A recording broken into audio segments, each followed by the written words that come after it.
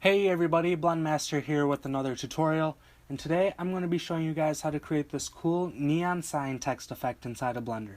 We're going to be going over everything from creating the inside light, the outside glass coating, as well as a node group so that we can apply a blur effect to any part of the scene that has text and create a different color for each text object. So let's jump into Blender and get started. First thing you want to do is delete both the cube and the lamp by pressing X, and then we're going to switch over to the Cycles engine. Now we can press Shift A to add in some text. I'll press R and X so that we can rotate it along the X axis, and I'll type in 90 and enter.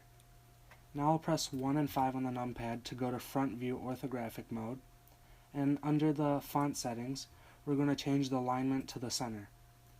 Now I can tab into edit mode and change the text to whatever I want it to be. For this tutorial I'm just going to type in neon, and I'll tab back out. I'll press Shift D to duplicate this text and press Z to move it along the Z axis, and then left click. Now I can tab into edit mode and change this text to be sign.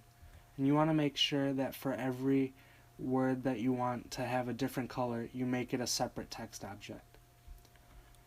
Now with the neon text selected, I'll press S to scale it, 5, and enter. And with the other text, I'm just going to scale it up to about half that, and then move it down. Just like that. Now I can press Ctrl, Alt, and 0 on the numpad so that we can align our camera to our view. And now I'm just going to press G in the middle mouse button with the camera selected so that we can zoom out. And I'm also going to press G and Z just so that we can move it on the Z axis to center our text. So that's looking pretty good. Now what we want to do is select both of our texts by pressing Shift and left clicking, and we'll convert these to a curve by pressing Alt C and selecting curve from mesh or text. Now with the text selected, I'm going to scroll up to the curve settings and change the fill to none for both of these. I'm also going to rename the text to be the outline,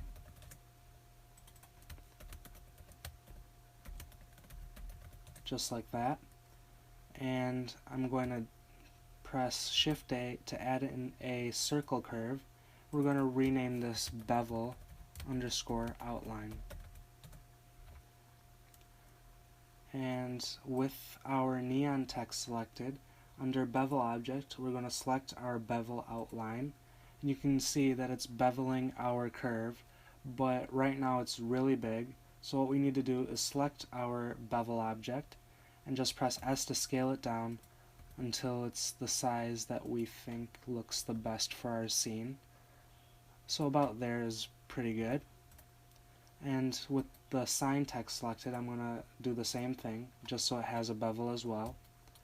And now I want to duplicate both the neon and the sign text by pressing Shift D and right clicking. I'm also going to select our bevel outline and press Shift D to duplicate that. And I'm going to rename that to be bevel inside. Whoops. Like that.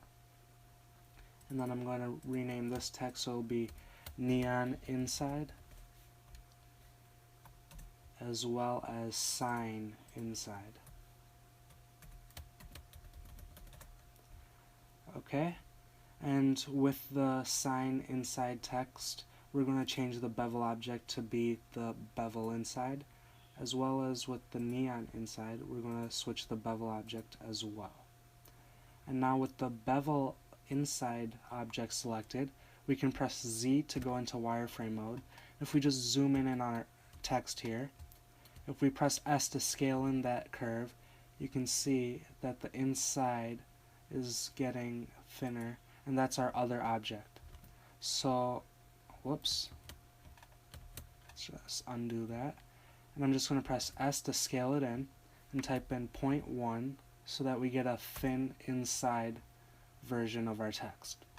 So that's exactly what we want. Now with the inside text selected, we'll give it a new material. Let's name this light. Let's switch it to an emission shader and make sure that it's pure white. We're going to give it a strength of 5.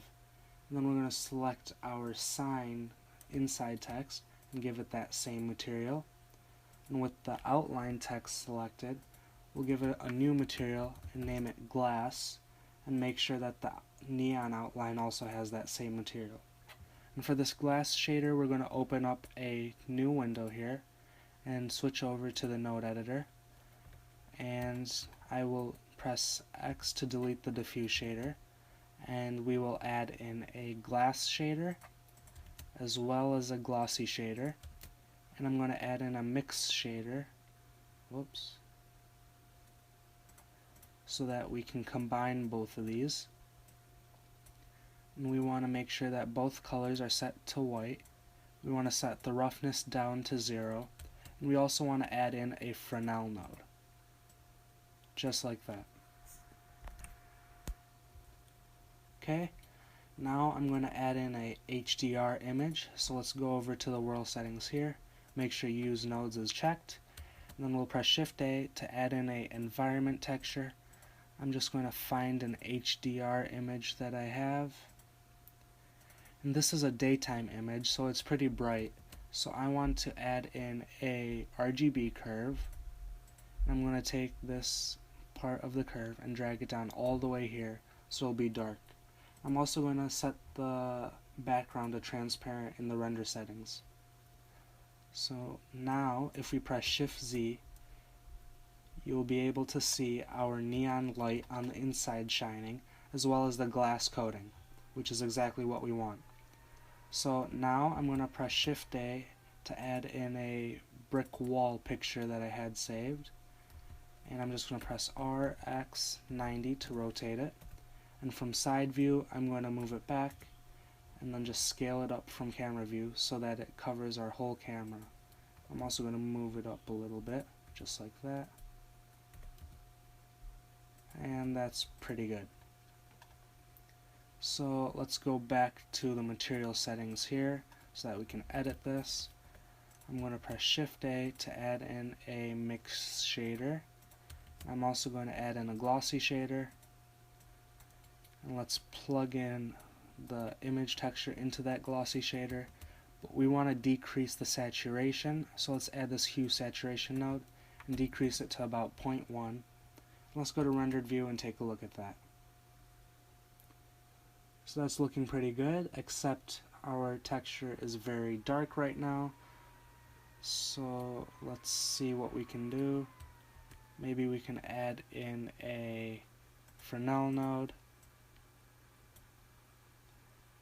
and there you're getting some of that color back. Let's also add in another plane, so Shift A, let's add in a plane, whoops, that was cube, plane.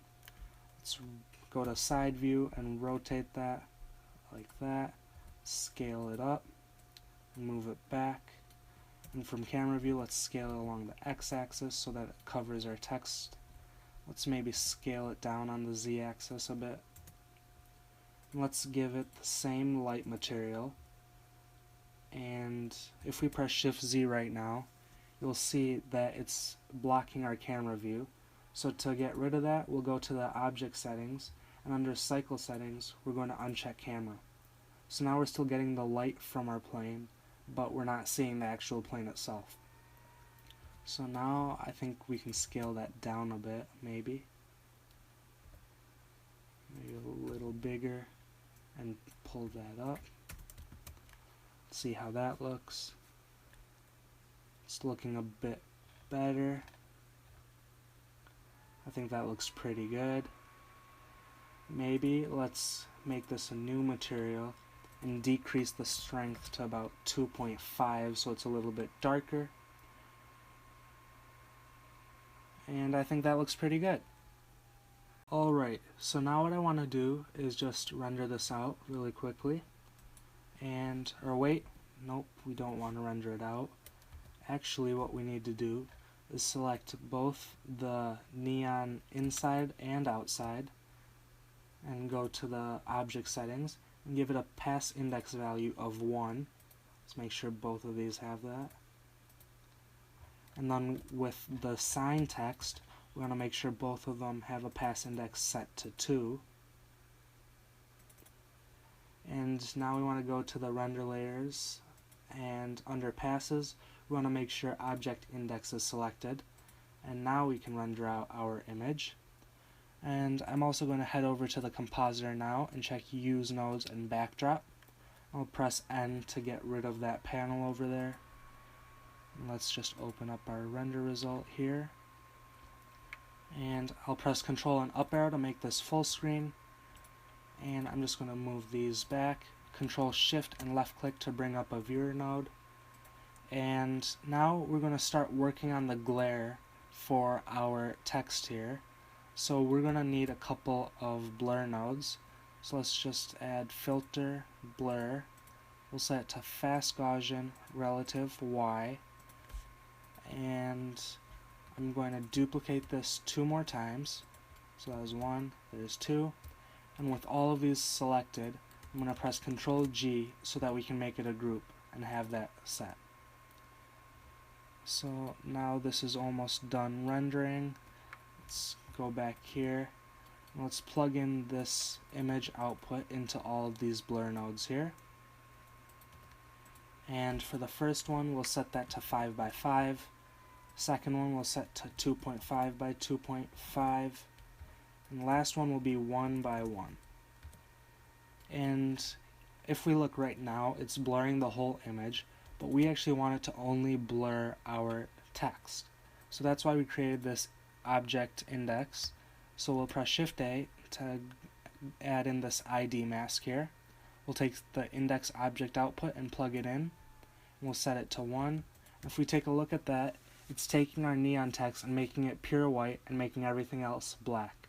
So basically we can add in a mix node now and use this as a mask to isolate just the text that we want.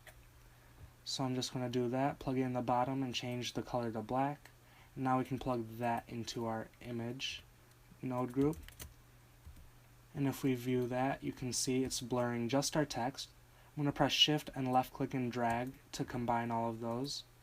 And in between, I'm going to add in another mix node, but this time I'll set it to multiply, and I'll change it to a bluish color that I want my neon text to be. So I think that's about good. And now we can duplicate this multiply node. We'll set it to mix. We'll combine both of those. And we want to set the factor to 0.5 so it'll be combining half and half of each of those. We'll do the same thing with the bottom blur node. I think I want to change this bluish color a little bit more. I think that looks good. So now we can tab out. We can duplicate all 3 of these by Shift and right clicking and then pressing Shift D. Just plug this in here. And now I want to change this index to 2. If we take a look at that, you can see it's doing the same thing with our sign text. But I actually want this to be a red color. So let's press this 2 here to make it another node group. And if we tab into edit mode, we can change this color to a reddish color like that. Okay, I think that looks good. So we can duplicate this mix node now, combine them, and switch it to add instead. And you can see that it's adding both of our neon lights together. But now we don't have our background, so let's just duplicate this add node one more time and make sure our original image is plugged in as well as our blur. You can see we're getting a nice realistic neon sign effect. And now you can just plug this into the composite node and you can render it out at whatever samples you want. For this tutorial, I'm just rendering it at a sample of 100, so let's change that. And I'm also going to increase the resolution to 100%. And if you think this blur is a little bit too light, you can duplicate this add node here and just plug it into itself, and then you'll get a slightly brighter blur. You can also play around with this factor to increase the brightness to however much you want. So I think I'll just leave it at 0.5. I think that looks pretty good. So now I'm just going to render it. I'll pause the video right now and I'll come back when it's done rendering. Alright, so it's done rendering. and it looks pretty good. You can see we have the nice neon light in the middle with the glow, and we also have the glass coating, so it looks pretty realistic. So that's pretty much it for this tutorial, guys. Thanks for watching. I hope you enjoyed and learned something new. If you have any suggestions for future tutorials, feel free to leave them in the comments below. As always, thanks for watching.